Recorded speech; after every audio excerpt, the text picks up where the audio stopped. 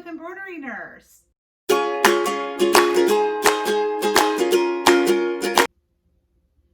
So today I wanted to show you real life what it's like in my embroidery studio making 75 masks to go out by tomorrow. So I went through all my orders and I am basically going day by day. I have literally been inundated with orders for masks. And people obviously need them. They're going out in the community more now. Different places are requiring that you wear them when you come to their establishments. So I understand kind of the increase in need that's going on presently. In the beginning, it was kind of more of a panic. I need a mask before I can go out to the grocery store. And now it's more, I kind of want 2 or 3 to kind of switch out, and maybe I'll have a cute one that I wear when I go here. So you can tell the tone of people ordering has changed, but it's also increasing in volume of how many that people want. So I've been inundated, like I said, and I just kind of want to show you what it's like to make them in mass quantity and how I'm able to do that. I am specifically making them on my embroidery machines. I do have the benefit of having 2 running at the same time. They're paused right now, ready for the next one to go. But I wanted to show you what the process is and how I'm able to churn out so many in a day. So first I go through all my orders. I've literally written down, I have told on my order, on my listing, that I can't guarantee a certain fabric, but if there's a certain color you would like, then I'll try to work with that and either give you a solid or a pattern in that color field. I'm putting my hair up, y'all. We got 75 masks to do. So I've written down the colors and if it's a child or adult mask, because I do offer both a child and an adult size. And this just kind of gives me a rundown of what I need to make. I have pre-cut all my fabric, and that is key. If you take a couple of hours, cut all the fabric that you have in the colors that people are asking for, then that is going to put you with the ability to make these so much faster. The other thing you can do is you can go ahead and pre-cut your elastic. I am like literally, doing them as fast as I can. So I haven't paused to do that. I've got, a few pieces of elastic cut, but I'm kind of doing these as each one is put on the machine. I have gotten it down to a science as far as how to pleat my fabric, and I'll show you a closer up version of that.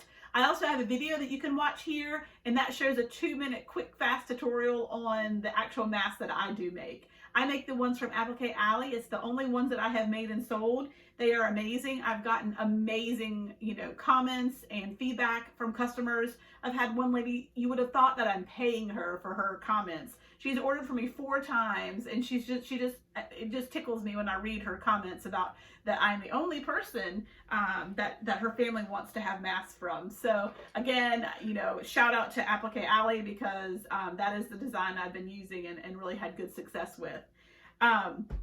So you can see all my fabric is pre-cut here. I put them in little tiny bags that I had in the kitchen.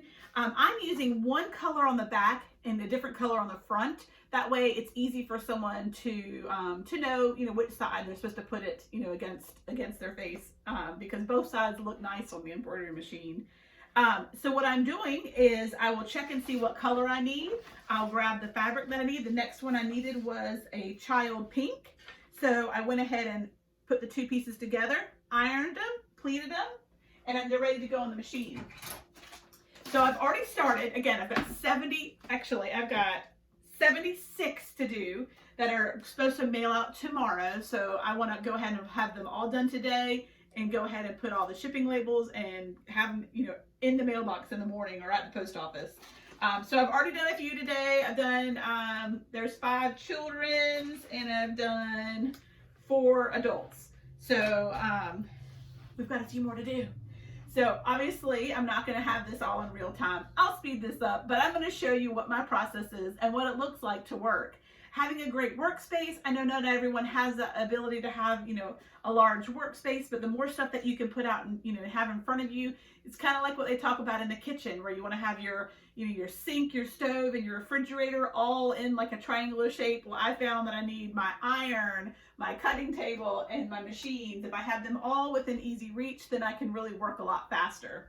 And just making sure you have all the supplies you need ready before you start mass producing anything. And I've learned if I need one thing, buy two. That way I have a backup. When it came to elastic, y'all, I can't even tell you how many yards of elastic I bought. I just kept buying and buying and buying because some things were showing up and some were not, or some took a month to get to me, and others that came, I just didn't like the quality of them, so I just buy. Another thing that I've had to stock up on is the stabilizer, and I've actually bought two different brands because one that I was buying is now sold out. So I have these in pre-cut sheets. The great thing about these is I can use this 2 or 3 times. So if you were to look down here on my floor, I've got the sheets that I've already been using, and I've just been folding them back over, and I can use them more than once. So I really do good use out of them, and I don't have to cut them each time because they're pre-cut. This is the only time I've ever really used pre-cut, but for this mass producing that I've been doing, this has really been helpful. I've been using tape to adhere my elastic to my mask while they're on the machine. And so you want to have tons of this. When I ran out of this, I was kind of in a panic of trying to figure out, pinning it takes way too long. And I don't actually love the tape that I bought. I bought like 8 rolls of these, and it's cheap. Buy decent tape if you're going to do this, guys, because sometimes this doesn't stick and I'll have to do it twice. What else do I have here? Good scissors for cutting it, and pins and an iron, and you're good to go. So we'll go ahead and get this next one ready.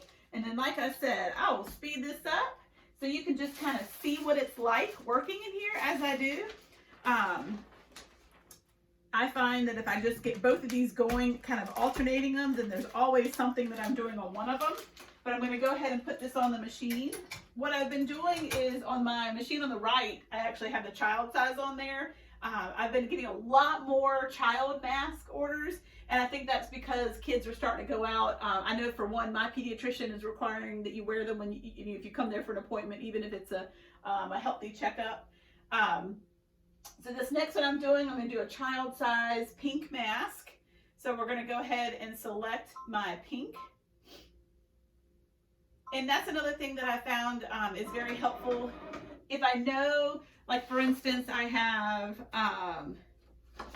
like on here, I've got 4 blue that I need to do. I try to batch those together to make sure that I have, the thread up here and that it's ready. So I can just go ahead and set one and keep going. So I'm going to do a pink one. I'm going to set it. I'm going to say start. It's going to do the first stitch, the placement, which at this point I could probably cut that out. I've done it so many times.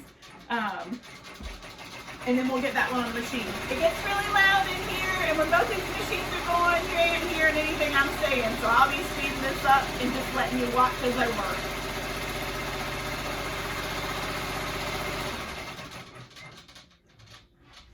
So I'll place the one that I've already pinned.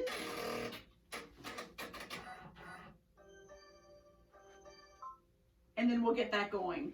So again, I'm going to speed this up. You can just watch me work. If you guys have questions about how to mass produce or tips on what you could do or how I can help you with your making, then please let me know. I'm happy to help. I certainly answer all the comments. If you find this helpful or useful, I'd love for you to hit the like button. Please subscribe. I've got so many ideas and videos that I have in the works, and I would love for you to be able to watch them as they come out.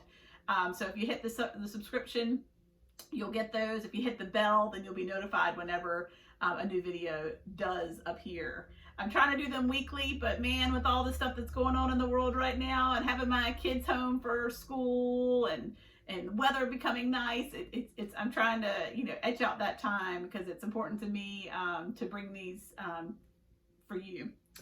So let's get stitching. Have a great day, guys. Here it goes. 75.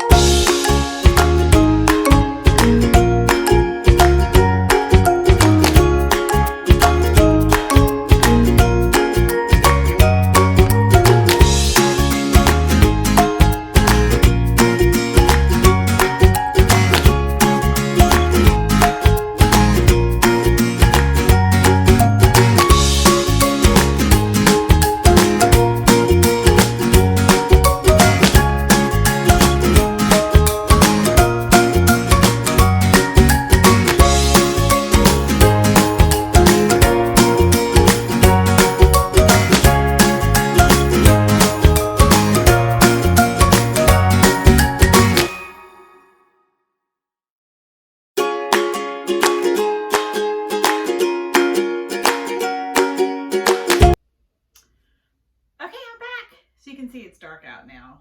I'm kind of here for part 2 of the rest of my day. I've done half of the mass. I did 40 of them today, and then I had to take a family break pause for dinner, family walk, and all that good stuff. So I'm back ready to knock out the next 40. So here we go.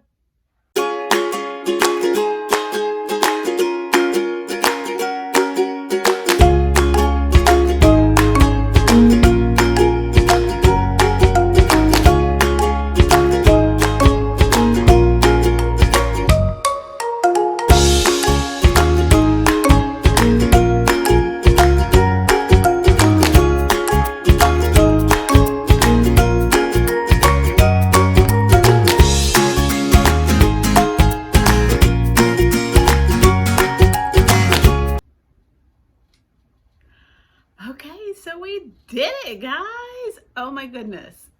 75 masks. This is only half of them because I already started shipping some of them out earlier, just so I could kind of get ahead of the game. But 75 masks in one day. So you saw how it just takes preparation, it just takes consistency, it just takes, the thing that I say to myself over and over and over is always have the next one ready. And that honestly comes into play anytime I'm working on lots of embroidery orders. As long as I have the next one ready while the one is stitching on the machine, then we're good to go. So always have the next one ready. Here's 75, well, this is probably 40 because the others are already in their poly mailers, but 75 masks in one day, you guys. You can do it. It takes time. You see, obviously it's dark outside now, but we got it done. So I hope you guys are stitching something fun today. This is kind of my new norm, and I know it won't last, but I do am grateful that I'm able to help provide these for those that truly do need them. So hope you all have a wonderful day, and we'll stitch something together soon.